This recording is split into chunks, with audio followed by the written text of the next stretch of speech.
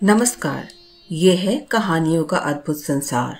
किस्सा कहानी, कहानियां जिनमें हम लिखते हैं खुद को।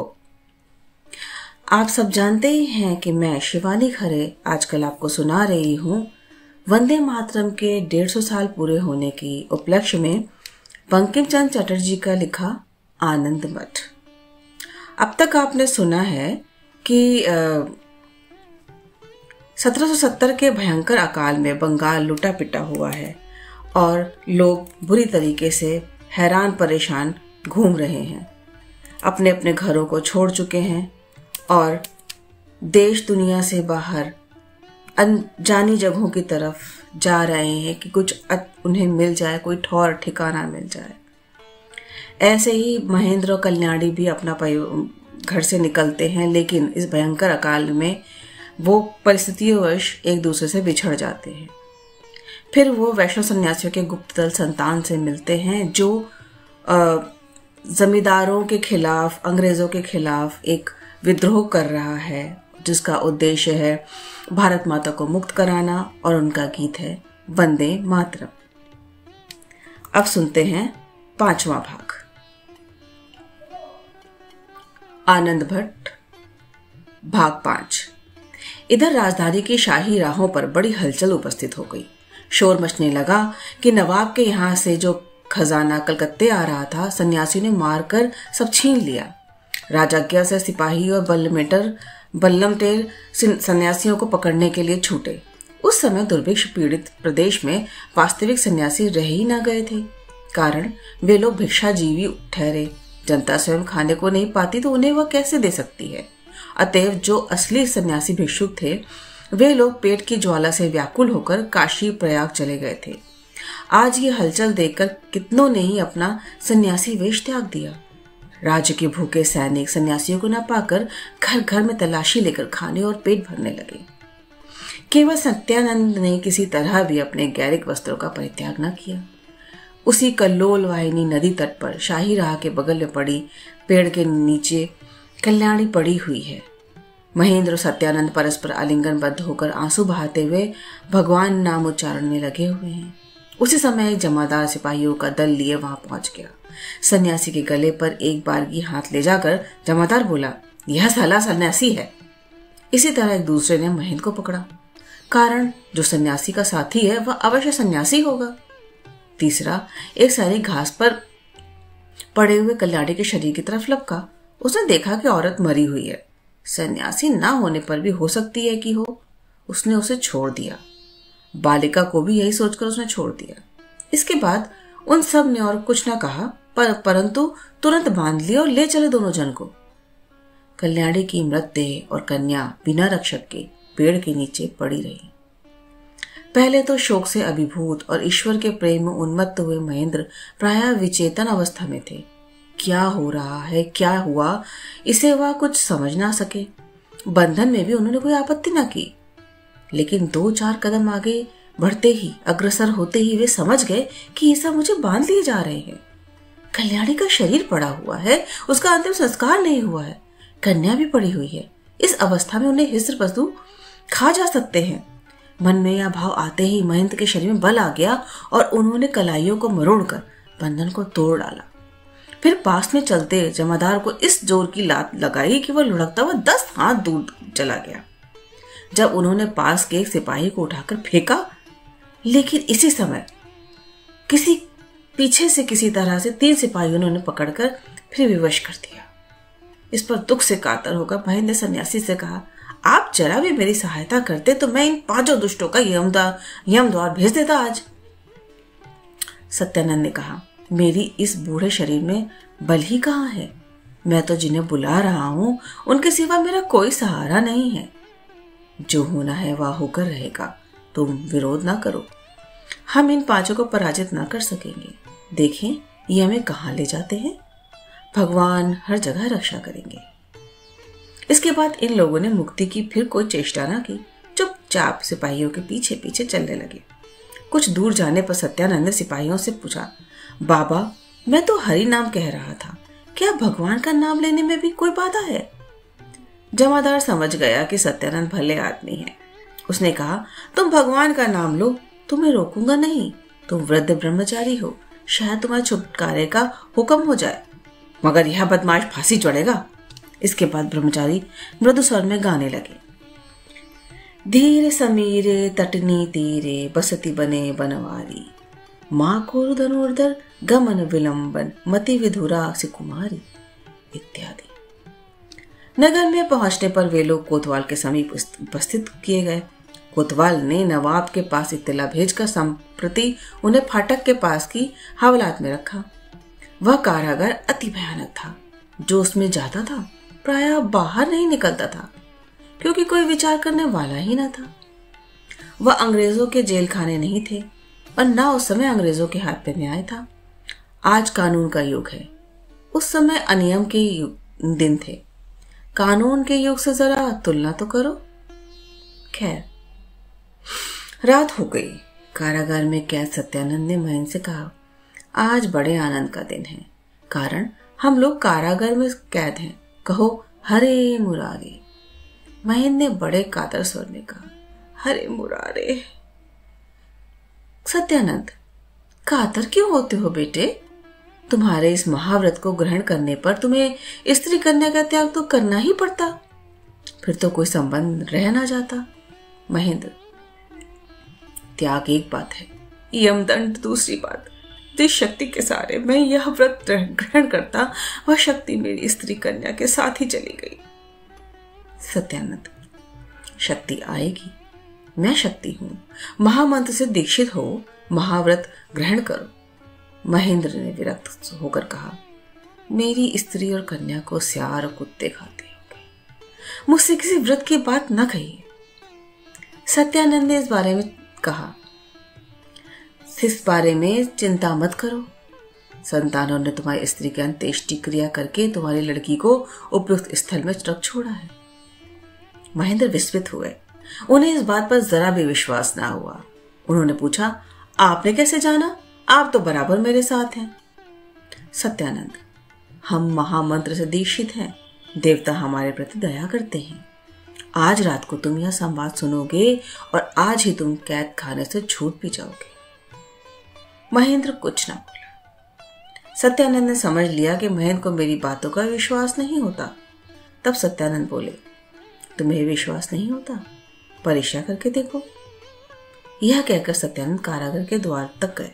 क्या किया यह महेंद्र को कुछ मालूम ना हुआ, पर यह जान गए कि उन्होंने किसी से बातचीत की।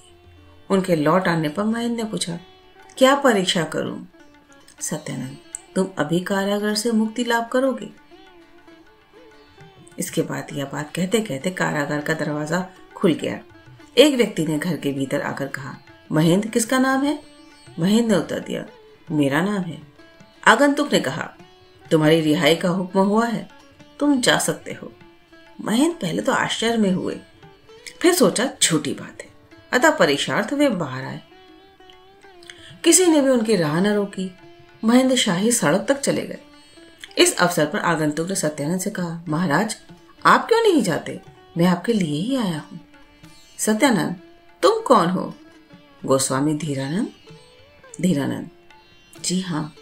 सत्यानंद, प्रहरी कैसे बने? धीरानंद, भवानंद ने मुझे भेजा है। मैं नगर में आने के बाद और यह सुनकर कि आप इस कारागार में हैं, अपने साथ धतूरा में ली थोड़ी विजया ले आया था। यहाँ पहरे पर जो खां साहब थे, वह उसके नशे में जमीन पर पड़े सो रहे हैं। यह जमा, जोड़ा, पकड़ी, भाला जो कुछ मैंने पाया, यह सब उन्हीं का है। सत्यानंद, तुम यह सब पहने हुए नगर के बाहर चले जाओ। मैं इस तरह ना आऊंगा। धीरानंद, लेकिन ऐसा क्यों? सत्यानंद, आज संतान की परीक्षा है। महेंद्र वापस आ गए। सत्यानंद ने पूछा, वापस क्यों आ गए? महेंद्र, आप निश्चय ही सिद्ध पुरुष हैं, लेकिन मैं आपका साथ छोड़कर न जाऊंगा। सत्यानंद, ठीक है, हम दोनों ही आज रात दूसरी तरह से बाहर होंगे। धीरानंद बाहर चले गए। सत्यानंद और महेंद्र कारागार में ही रहे।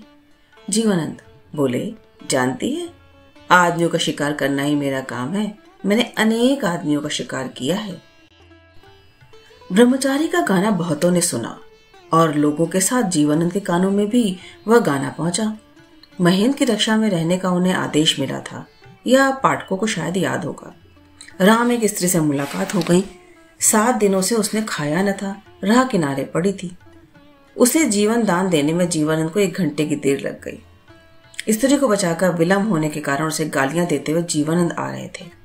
देखा, प्रभु को मुसलमान पकड़े लिए जाते हैं। स्वामी जी गाना गाते हुए चले आ रहे थे। धीर समीरे तटनी तीरे बसती बने बनवारी, माँ कुरु धनुर्धर गमन विलंबन मति विधुरा से कुमारी। जीवानंद महाप्रभु स्वामी के सारे संकेतों को समझते थे। नदी के किनारे कोई दूसरी स्त्री बिना खाए पिए तो नहीं पड़ी हुई है। सोच विचार कर जीवानंद नदी के किनारे चले। जीवानंद ने देखा था कि ब्रह्मचारी मुसलमानों द्वारा स्वयं गिरफ्तार होकर चले जा रहे हैं, अतः ब्रह्मचारी का उद्धार करना ही जीवानंद का पहला कर्तव्य था। लेकिन जीवानंद ने सोचा, इस संकेत का तो अर्थ नहीं है। उनकी जीवन रक्षा से ही बढ़कर है उनकी आज्ञा का पालन, यही उनकी पहली शिक्षा है। अतः उनकी आज्ञा ही का पालन करूंगा। नदी के किनारे किनारे जीवानंद चले। जाते जाते उसी पेड़ के नीचे नदी तट पर देखा कि एक स्त्री की मृतदेह पड़ी हुई है और एक जीवित कन्या उसके पास है। पाठकों को स्मरण होगा कि महेंद्र की स्त्री कन्या को जीवानंद ने एक बार भी नहीं देखा था। उन्होंने मन में सोचा, हो सकता है यही महेंद्र की स्त्री कन्या हो, क्योंकि प्रभु के पास ही उन्होंने महेंद्र को देखा था। जो हो, माता मृत और कन्या जीवित है। पहले इनकी रक्षा का प्रयास ही करना चाहिए, अन्यथा बाघ भालू खा जाएंगे। भावानंद स्वामी भी कहीं आसपास ही होंगे, वह स्त्री का अंतिम संस्कार करेंगे। यह सोचकर जीवानंद कन्या को गोद में लेकर चल दिए। लड़की को गोद में लेकर जीवानंद गोस्वामी उसी जंगल में घुसे। जंगल पार कर वे एक छोटे गांव भैरवीपुर में पहुंचे। अब लोग उसे भरुईपुर कहते हैं। भरुईपुर में थोड़े से सामान्य लोगों की बस्ती है। पास में और कोई बड़ा गांव भी नहीं है। गांव पार करते ही फिर जंगल मिलता है। चारों तरफ जंगल और बीच में एक छोटा सा गांव है, लेकिन गांव है बड़ा सुंदर। कोमल तृण से भरी हुई गोचर भूमि है। कोमल श्यामल पल्लव युक्त आम, कटहल, जामुन, ताड़ आदि के बगीचे हैं। बीच में नील स्वच्छ जल से परिपूर्ण तालाब है। जल में बक, हंस, डाहुक आदि पक्षी, तट पर पपीहा, कोयल, चक्रवाक है। कुछ दूर पर मोर पंख फैलाकर नाच रहे हैं। घर घर के आंगन में गाय, बछड़े, बैल हैं, लेकिन आजकल गांव में धान नहीं है। किसी के दरवाजे पर पिंजड़े में तोता है तो किसी के यहाँ मैना। भूमि लिपि पुती स्वच्छ है। मनुष्य प्रायः सभी दुर्भिक्ष के कारण दुर्बल, क्लांत और मलिन दिखाई देते हैं, फिर भी ग्रामवासियों में श्री है। जंगल में अनेक तरह के जंगली खाद्य पैदा होते हैं, अतः गांव के लोग वहां से फल फूल लाते हैं और वही खाकर इस दुर्भिक्ष में भी अपने प्राण बचाए हुए हैं। एक बड़े आम के बगीचे के बीच एक छोटा सा घर है। चारों तरफ मिट्टी के 4 दीवारी है और चारों कोनों पर एक एक कमरा है। गृहस्थ के पास गौ, बकरी है, एक मोर है, एक मैना है, एक तोता है। एक बंदर भी था, लेकिन उसे खाना न मिलने के कारण छोड़ दिया गया है। धान कूटने की एक ढेंकी है। बाहर बैल बंधे हैं। बगल में नींबू का पेड़ है। मालती, जूही की लताएं हैं। अर्थात गृहस्थ सुरुचि संपन्न है, लेकिन घर में प्राणी अधिक नहीं है। जीवानंद कन्या को लिए हुए घर में चले गए। घर में पहुंचते ही जीवानंद ने आंगन के ओसरे में रखे चरखे को उठा लिया और भन भन उसे चलाने लगे। छोटी लड़की ने चरखे की आवाज कभी सुनी न थी। विशेषतः माता के छूटने के बाद वह रो रही थी। चरखे की आवाज सुनकर वह भयभीत हो और सप्तम स्वर में गला ऊंचा कर रोने लगी। रोने की आवाज सुनकर एक कमरे से 17-18 वर्ष की युवती बाहर आई।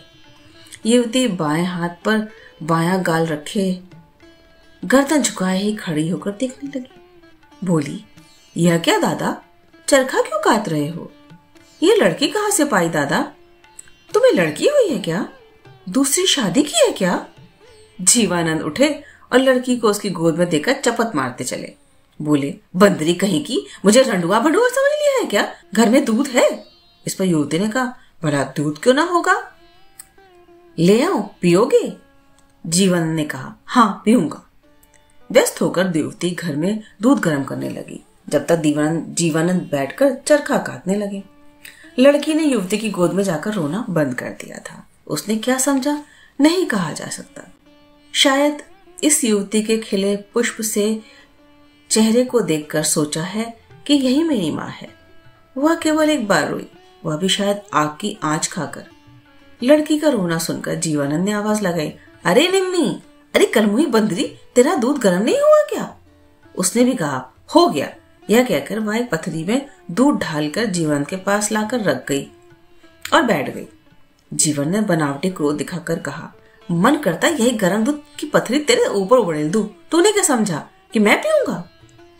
निम्मी ने पूछा, तब कौन पिएगा? जीवानंद, यह लड़की पिएगी, देखती नहीं अभी दूध पीने वाली निरी बच्ची है। यह सुनकर निम्मी पलथी मारकर कन्या को गोद में लेकर चम्मच से दूध पिलाने लगी। एकाएक उसकी आंखों से कई बूंद आंसू लुढ़क गए। बात यह थी कि उससे पहले एक बालक हुआ था जो मर गया था। उसे इस तरह दूध पिलाने में अपने बच्चे की याद आ गई। निम्मी ने तुरंत अपने आंसू पोंछकर हंसते हंसते जीवानंद से पूछा, है दादा, बताओ यह किसकी लड़की है? जीवानंद ने कहा, अरे बंदरी, तुझे क्या पड़ी है? निम्मी ने कहा, लड़की मुझे दोगे? जीवानंद, तू लेकर क्या करेगी? निम्मी, मैं लड़की को दूध पिलाऊंगी, गोद में लेकर खिलाऊंगी, बड़ी करूंगी। कहते कहते निम्मी की आंखों से आंसू ढुलक पड़े। आंसू पोंछकर वह फिर दांत निकालकर हंसने लगी। जीवानंद ने कहा, तू लेकर क्या करेगी? तुझे आप ही कितने बाल बच्चे होंगे? निम्मी, जब होंगे तब होंगे, अभी इस लड़की को मुझे दे दो, ना हो बाद में फिर ले जाना। जीवानंद, तू ले लेकर मर, मैं बीच बीच में आकर देख जाया करूंगा। यह कायस्थ की लड़की है, मैं अब चला। निम्मी, वाह दादा, भला खाओगे नहीं? समय हो गया, तुम्हें मेरी कसम, खाकर तब जाना। जीवानंद, तेरी कसम टालकर तुझे खाऊं या भात खाओ?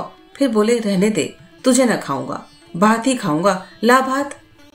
निम्मी कन्या को गोद में लिए हुए खाना परोसने में व्यस्त हो गई।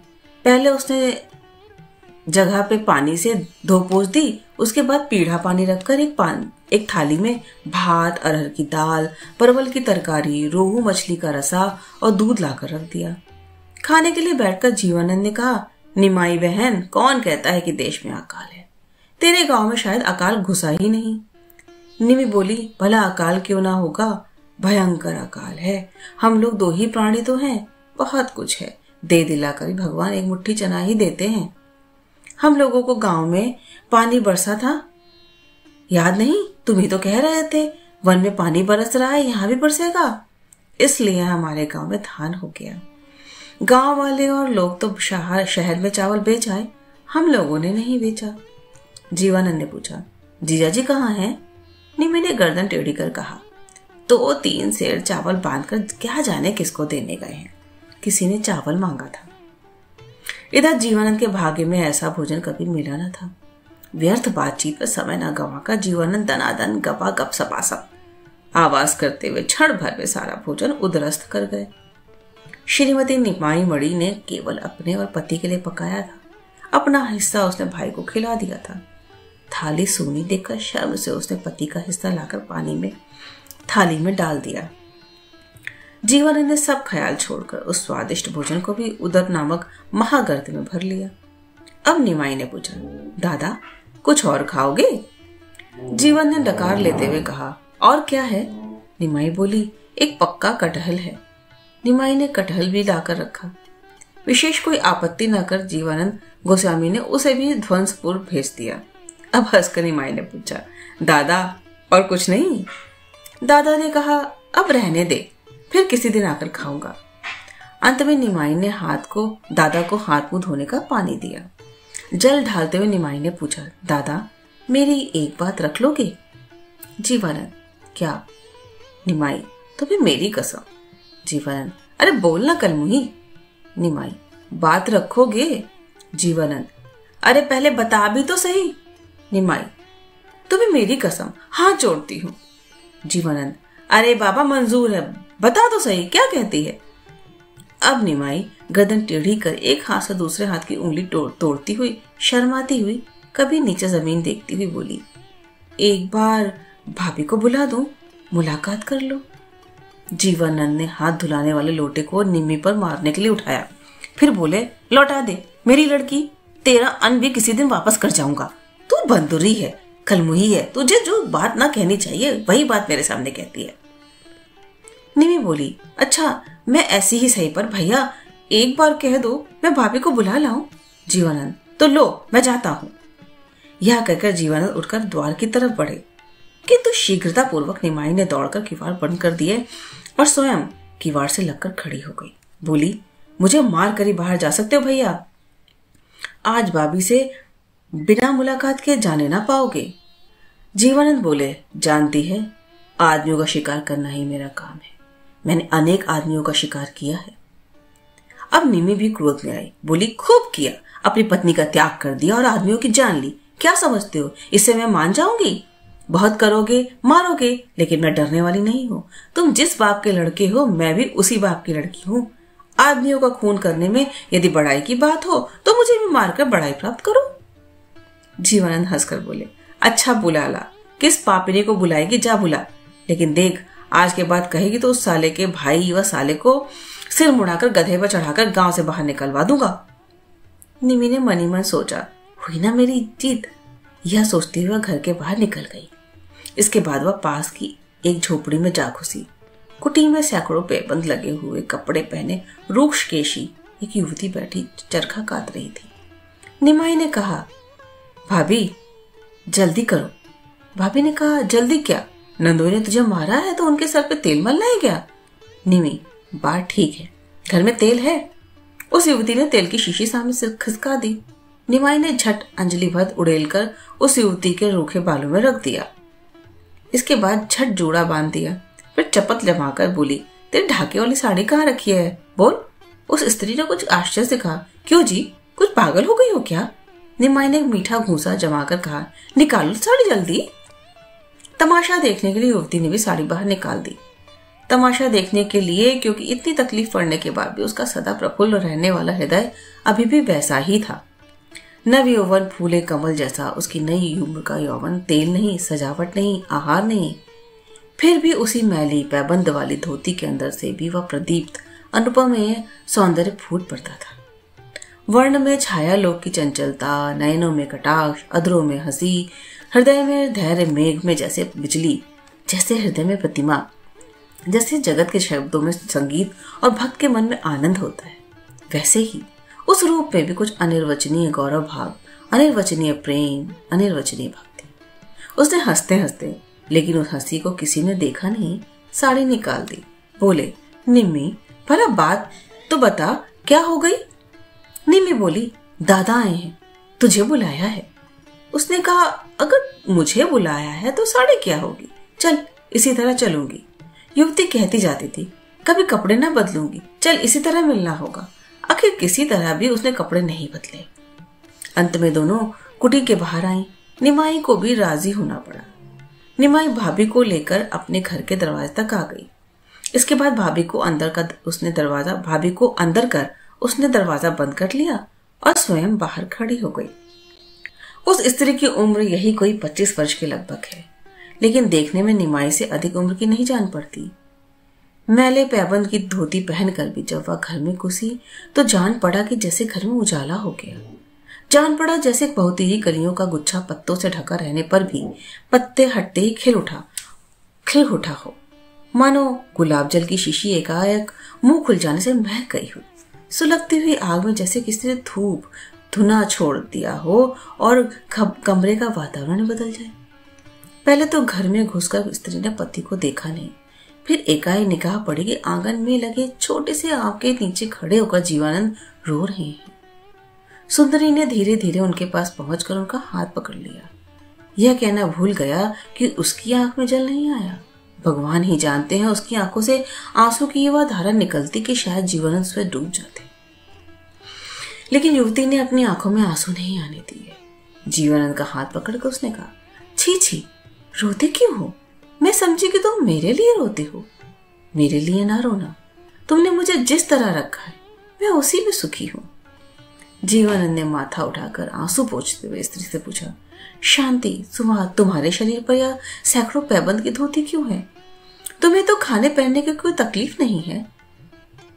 शांति ने कहा, तुम्हारा धन तुम्हारे ही लिए है।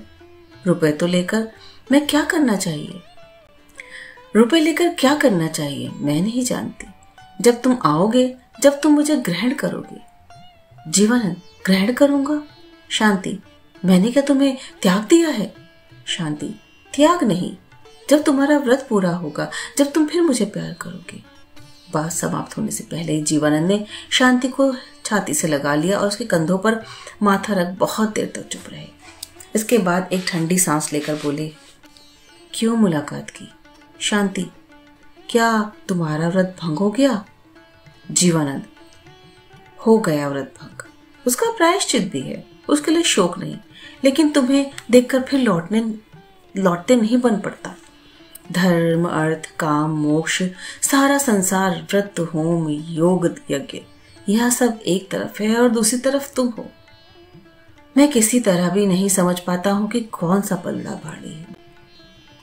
देश तो अशांत है, मैं देश लेकर क्या करूंगा?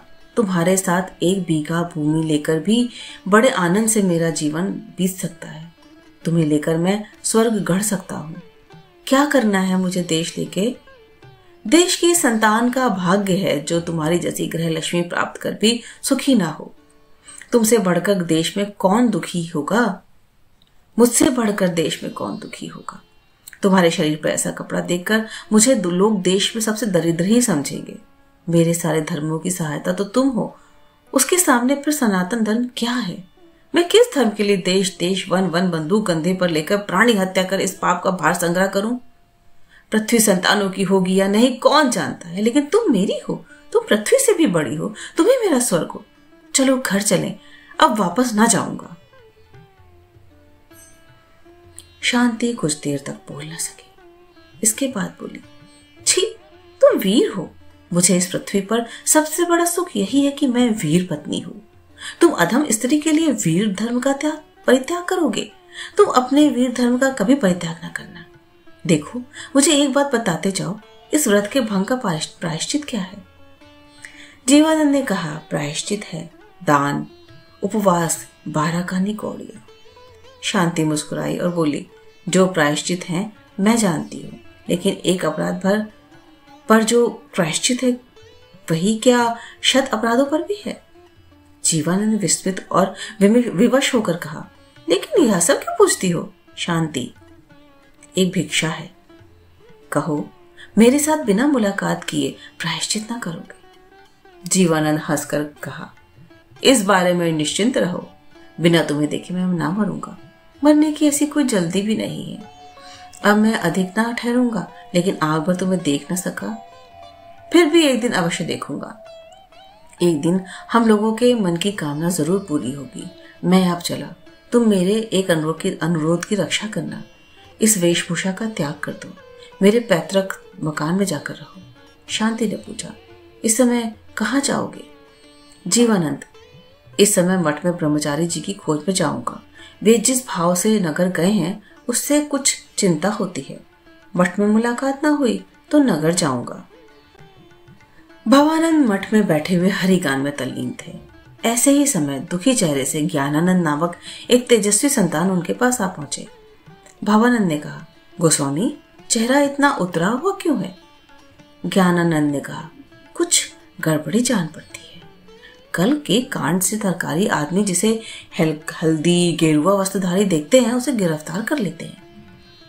करीब करीब सभी संतानों ने अपना आज गैरिक वस्त्र त्याग दिया, उतार दिया है। केवल सत्यानंद प्रभु गेरुआ पहने हुए ही शहर की तरफ गए हैं। कौन जाने कहीं मुसलमानों के हाथ पड़ जाएं। भवानंद बोले, उन्हें बंदी कर रखे। बंगाल में अभी ऐसा कोई मुसलमान नहीं है। मैं जानता हूँ धीरानंद उसके पीछे पीछे गए हैं। फिर भी मैं एक बार नगर घूमने जाता हूँ, मठ की रक्षा तुम्हें सौंप जाता हूँ। यह कहकर भवानंद स्वामी ने एक अलग कोठरी में जाकर कितने ही तरह के कपड़े निकाले। भवानंद जब उस कोठरी से निकले तो उन्हें पहचानना कठिन था। गेरुआ वस्त्रों के बदले उनके पैरों में चूड़ीदार पैजामा, शरीर पर अचकन, माथे पर कंगूरेदार पगड़ी और पैरों में नागौरी जूता था।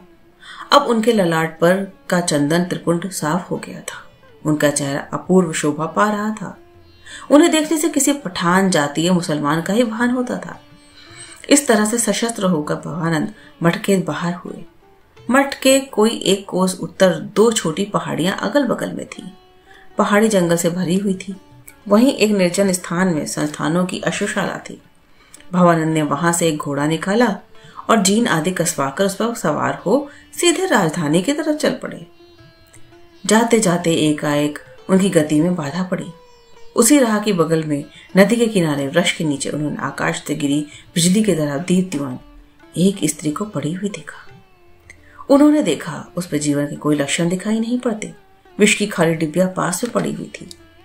भवानंद विस्मित, क्षुब्ध और भीत हुए। जीवानंद की तरह भवानंद ने भी सोचा कि यह महेंद्र की स्त्री हो सकती है। भवानंद के सामने संदेह के लिए भी कारण नहीं थे। उन्होंने ब्रह्मचारी और महेंद्र को बंदी रूप में ले जाते हुए भी न देखा था। कन्या भी वहां न थी। केवल डिबिया देखकर उन्होंने समझा कि स्त्री ने विष खाकर आत्महत्या की है। भवानंद उस शव के पास बैठकर उसके माथे पर हाथ रखकर बहुत देर तक परीक्षा करते रहे। नाड़ी परीक्षा, हृदय परीक्षा आदि अनेक प्रकार से और दूसरे अपरिज्ञात तरीकों से परीक्षा कर मन ही मन कहा, अभी मरी नहीं है, अभी भी समय है, बचाई जा सकती है, लेकिन बचाकर करना भी क्या है। इस तरह कुछ क्षण तक विचार करते रहे और इसके बाद वे उठकर एकाएक वन के अंदर चले गए। वहां से वे एक लता की थोड़ी पत्ती तोड़ लाए। उसी पत्ती को हथेली पर मसल कर उन्होंने रस निकाला और उंगलियों से दांत खोलकर रस को मुंह में टपकाया, कान में डाला और थोड़ा मस्तक पर मल दिया। इसके बाद थोड़ा रस उन्होंने नाक में भी डाल दिया। इसी तरह उन्होंने बार बार किया और बीच बीच में नाक के पास हाथ ले जाकर देखते जाते थे कि कुछ श्वास चली या नहीं। पहल तो भवानंद को निराशा हारने लगी, लेकिन उसके बाद उनका मुंह प्रसन्नता से खिल उठा। अंगुली में निश्वास की हल्की अनुभूति हुई। उत्साहित हो उन्होंने बारंबार वही प्रक्रिया की। अब श्वास मजे में आने जाने लगी थी। नाड़ी देखी जाए टेक। उत्साहित हो उन्होंने बारंबार वही प्रक्रिया की। अब श्वास मजे में आने जाने लगी। नाड़ी देखी चल रही थी। इसके बाद ही क्रमशः प्रभातकालीन अरुणोदय की तरह, प्रभात के समय कमल खिलने की तरह, प्रथम प्रेमानुभव की तरह कल्याणी अपनी आंखें खोलने लगी। यह देखकर भवानंद ने कल्याणी के अर्धजीवित शरीर को घोड़े पर रखा और स्वयं पैदल ही नगर की तरफ निकल गए। यह भाग इतना ही। अभी आप शिवानी खरे से सुन रहे थे आनंद मठ का 5वां भाग। अगले भाग में जल्द ही मिलते हैं। नमस्कार।